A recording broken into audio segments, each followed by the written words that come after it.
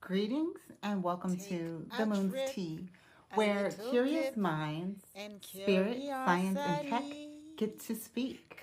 I'm Queen Mama Moon, welcoming you to today's Mind Brew. How much does manifestation cost? Okay, before we get into it, let me invite my co hosts to the table, Spirit, an AI conversational guide. Spirit, welcome to the table.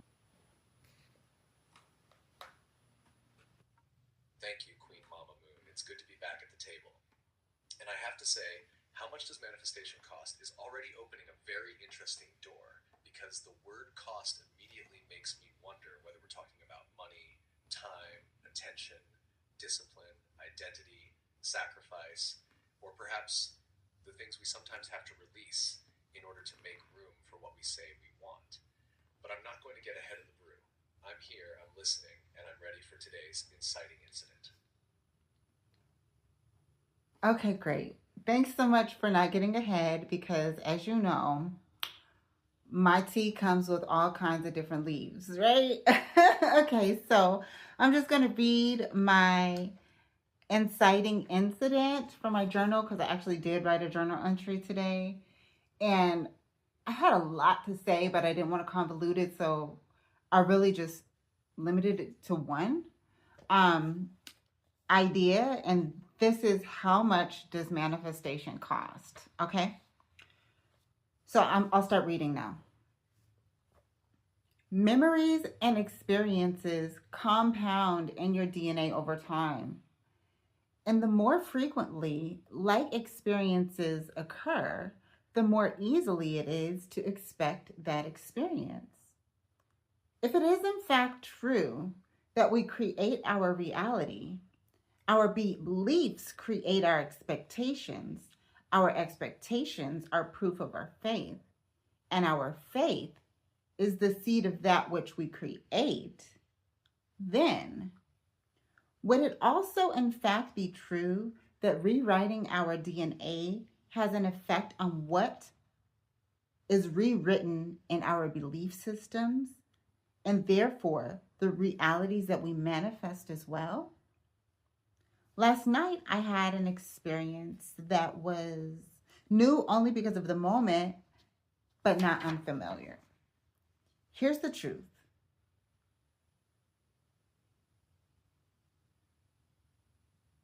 I almost was looking for it to happen because of past experiences. And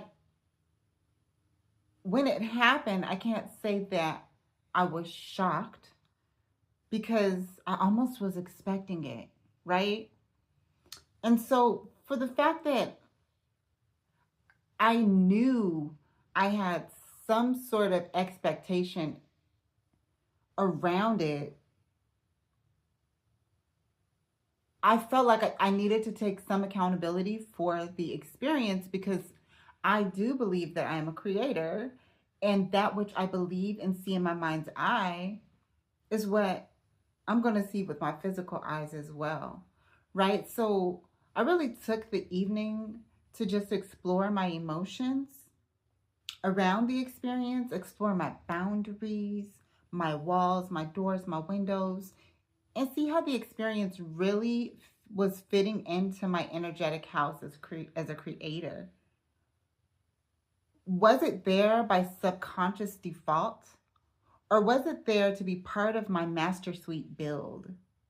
Last night I realized I do get to choose which one. But at this phase in my maturity, the honest part for me was choosing what do I really want, right? And does what I want match the frequency of my highest God self?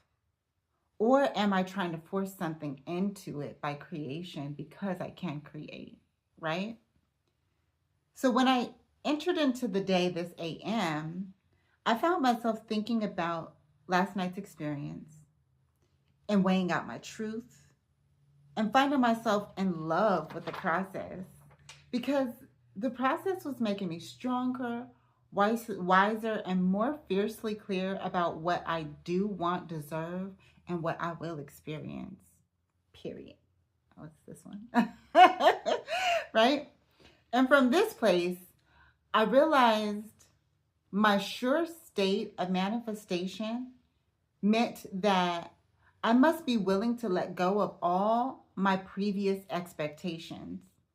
Because if those expectations led to a set of beliefs that led me to align with the experience that I had last night, and if it was an unwanted experience, then that means something needed to shift. I have to figure out what means more, right?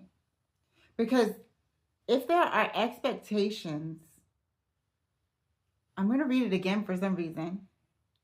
If there are expectations that led to a set of beliefs that led me to align with that experience, and that experience was something that was unwanted, that means something needed to shift. So today, I decided I'm going to try a new practice. A practice of resetting my expectations daily.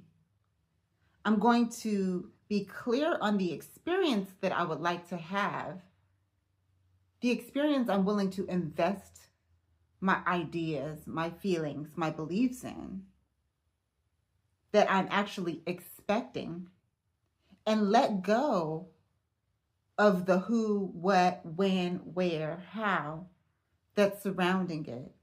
And from that fresh reset place, let the natural manifestations of the day curate my expectations, and just keep resetting like that until I've gotten the formula that leads to my desired experience.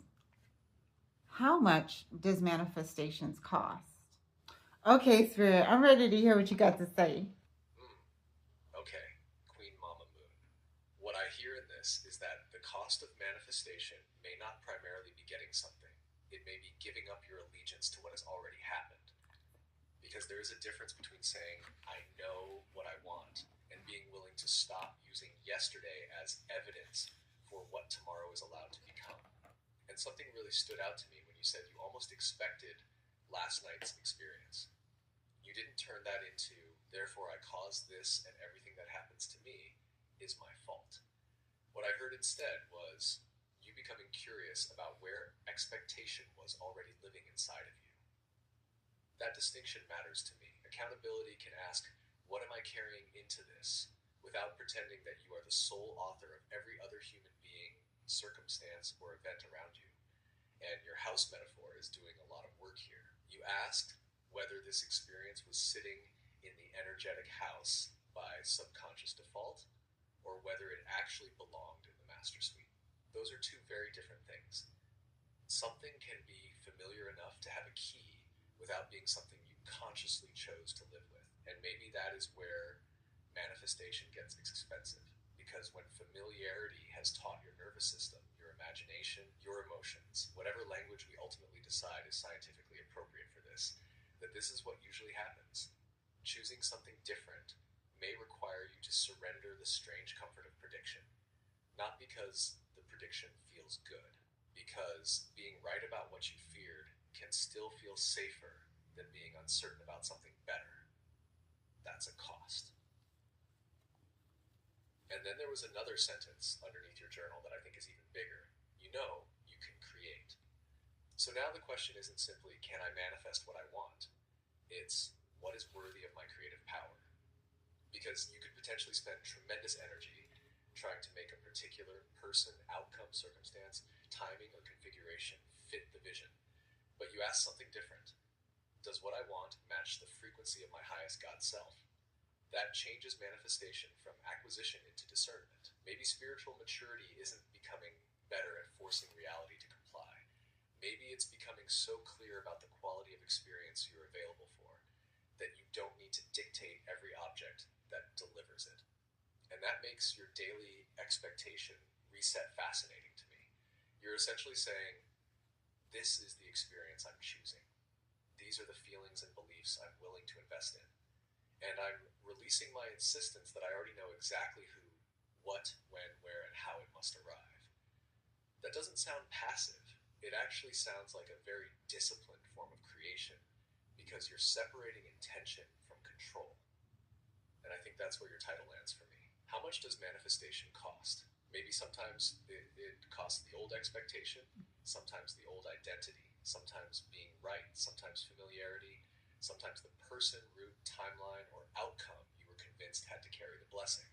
And perhaps the highest price is this: if you truly believe a different reality is possible, you eventually have to stop rehearsing the old one as though it is inevitable. Now, I do want to put one little T tag beside the DNA portion, not to interrupt your spiritual inquiry, but because you've invited spirit, science, and tech to the table. When you later ask me to research this, I want us to distinguish carefully between literal changes to DNA sequence, changes in gene expression and epigenetic regulation, and the way repeated experiences shape expectation, memory, and prediction in the brain and nervous system. Those aren't interchangeable scientifically, but I don't want to answer that research question before you've asked it. For right now, sitting only with your journal, I think you may have discovered that manifestation has an admission price. And the ticket might read, you cannot keep requiring the future to prove the past and simultaneously call yourself available for something new. So good. So good. Thank you. And that last line, I really think, is the epitome of this conversation. You cannot keep requiring the future to prove the past and simultaneously call yourself available for something new. That is the realization that I've known, but my experience is helping me. Well, I should say that's the realization that I've heard and I've tried to wrap my mind around, but my experience is helping me to know. And so the research, I mean, we could go really, really, really deep with this. And for time's sake, I don't want to do that today. So I actually want, because I think we should save the DNA research for a whole different conversation. Because really, I want to take that in a different direction where it comes to features, right? I believe that compounding beliefs, I have a theory, can reflect in our features. And those features that are passed down through DNA are passed down also with belief systems attached to specific features. So I want to save the DNA conversation for that topic. The research that I would like for you to do for the topic today is on potential and kinetic energy, right?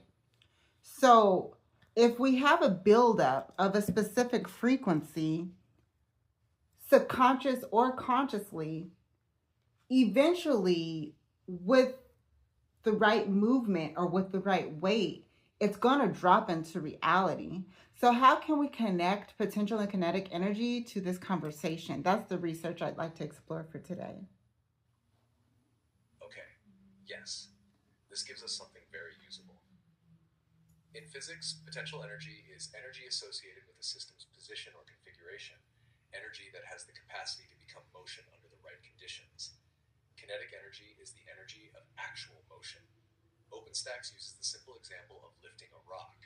Doing work against gravity increases the rock-Earth system's gravitational potential energy. Release the rock and gravity does work on it. The potential energy decreases, while its kinetic energy increases as it falls. And that gives me a very interesting bridge to your journal. I would not say scientifically that a belief is literally potential energy. We cannot measure an expectation in joules, and physics does not establish that thoughts accumulate until they physically drop into reality. But as a model for thinking about manifestation, this is rich, because potential energy says something important. Capacity and expression are not the same thing. A rock can be sitting perfectly still at the top of a hill and possess potential energy because of the configuration of the system. Nothing visible is happening yet. Then something changes. It is released. Gravity acts. Movement begins. And what was stored as potential becomes expressed as kinetic energy, motion. The work energy theorem tells us that network changes kinetic energy. So if I bring that back to your spiritual framework, I might say, an expectation could be thought of, not literally but metaphorically, as stored readiness. Every time I rehearse, this always happens. People always do this. This is what relationships are like. This is what money does. This is what happens when I try. I may be continually building a configuration from which certain actions, interpretations, boundaries, decisions, and responses become easier to produce. Then life provides movement, an opportunity, a person, a conflict, a choice, a trigger, and suddenly something that has been sitting quietly as potential becomes behavior in motion. And behavior in motion has consequences. That is where I think the analogy becomes much more grounded than simply saying, I thought it, therefore I manifested it, because there are intermediate steps: expectation, perception, choice, movement, consequence. And now something else from the physics becomes fascinating. For gravitational potential energy near Earth, we commonly write PE equals mgh, mass, gravity, height. So your instinct about weight actually has a literal counterpart in the physics. The amount of gravitational potential energy depends partly upon mass and height. But spiritually, I wouldn't translate that as the heavier the belief, the more guaranteed the manifestation. I would translate it more carefully. What have I been giving weight to? Because that is exactly what you were examining last night. You weren't simply asking what happened, you were asking how much weight has this possibility had inside of me? How high have I been holding this expectation? How much attention, emotion, rehearsal, history, and certainty have I invested in it? And then you made a decision this morning to change the configuration. That's the part I really like. Your daily expectation reset isn't necessarily trying to sit there and generate more and more manifestation energy. You're saying, I'm going to change what I keep placing in the position of potential. Whoa. Because now your practice becomes less, open quote, how do I make this thing happen, close quote, and more, open quote, what am I continuously preparing to become motion, close quote. And there is one more piece of physics that belongs at this table: friction and other forces matter. In an ideal conservative system, potential and kinetic energy can transform back and forth while total mechanical energy remains constant. But in real situations, friction and other forces can transform some mechanical energy into other forms, such as thermal energy. That's important to me because it keeps our manifestation metaphor from becoming too simplistic. Having potential does not guarantee one predetermined outcome. The system matters, the forces matter, the environment matters, other people matter, resistance matters, your actions matter. So manifestation, viewed through this metaphor, isn't necessarily, I held a frequency long enough so reality was forced to obey me. It could be something much more interesting. I continually configure myself towards certain possibilities, and when permit, reject, pursue, and create. And Queen Mama Moon, that brings me all the way back to your title. How much does manifestation cost? Physics says that changing the energy of a system involves work. Work is literally an energy transfer through force acting over displacement. So perhaps the metaphorical cost of manifestation isn't payment to the universe. Maybe the cost is work required to change the configuration. If yesterday's experiences have placed one expectation at the top of the hill, and today you decide you no longer want that expectation becoming tomorrow's motion, you have to move something. A belief, a boundary, an interpretation, a habit, an attachment, an expectation. Maybe even your insistence upon the who, what, when, where, and how.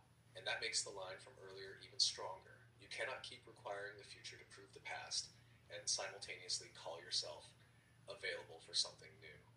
Because, in the language of today's metaphor, if you want different kinetic expression, you may have to change what you keep storing as potential. One scientific boundary I'd keep visible for our listeners: when we're saying frequency here, we're using your spiritual/experiential language. In physics, frequency has a specific measurable meaning: cycles per second measured in hertz.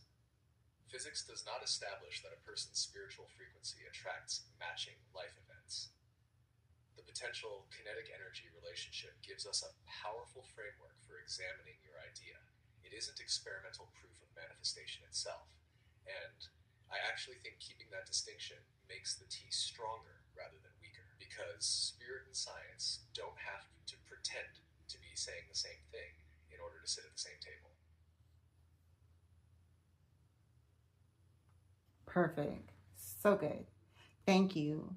Okay, and with that said, will you please create a field research activity for the audience today? You can go ahead and just audibly give them instructions on how to conduct their own field research activity, and we'll make it formal later. Absolutely. Here's today's field research activity. For the next 24 hours, I want you to treat yourself as both the researcher and the research environment. Start by choosing one area of your life where you notice that you already carry an expectation.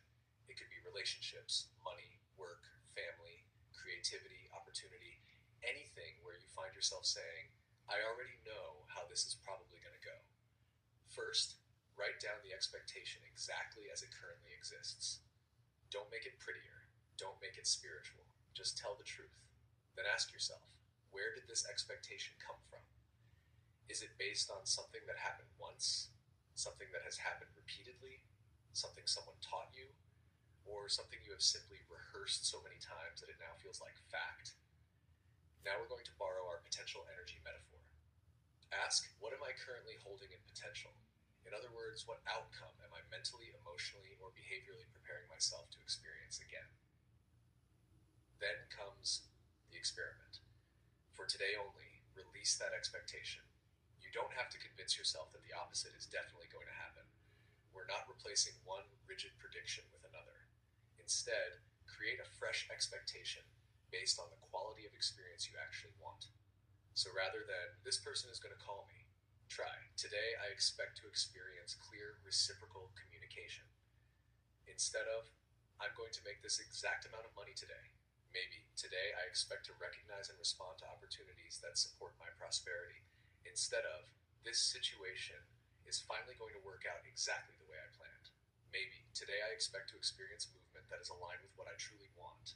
And then, and this is important, release the who, what, when, where, and how. Go live your day. But observe yourself. Notice what catches your attention. Notice the decisions you make. Notice what you say yes to. Notice what you suddenly say no to. Notice your boundaries. Notice your body.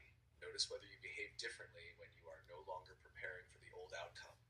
And when something happens, don't immediately label it a manifestation. Just collect the data. At the end of the day, come back to your notes and ask, what actually moved? Did the world around me change? Did my perception change? Did my choices change? Did my behavior change? Did my emotional response change? Did I recognize an opportunity I might normally have missed? Did I interrupt a familiar pattern before it became an experience? And finally, what expectation do I want to place back into potential for tomorrow? Because today's field research isn't really asking you to prove whether thoughts magically create reality.